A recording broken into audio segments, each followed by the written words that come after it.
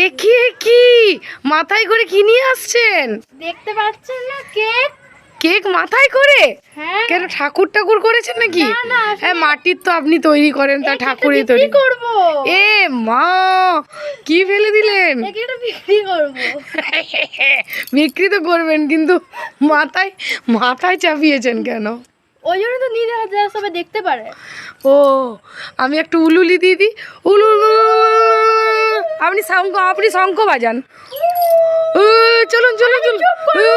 তাহলে কি? চলুন। চলুন। নেবেন তো নিন। তো মাথায় নিয়ে এসেছেন কেন? আপনার মাথায় উকুন আছে? না, তাহলে কেকের মধ্যে চড়ে যেতে পারে। মাত্র 300 টাকা। 300 টাকায় এত সুন্দর কেক আপনি দিচ্ছেন?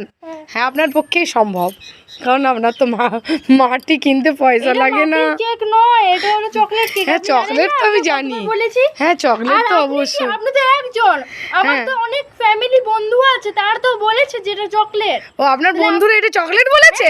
কোন বন্ধু বলেছে, নামটা বলুন। বন্ধু আছে। আচ্ছা, কোন বন্ধুরা বলেছো মাটিকে চকলেট? একটু কমেন্টে জানাও তো, কারা কারা ভাইরাল কেক বিক্রেতার দিকে আর কারা কারা আমার দিকে, একটু বলো তো।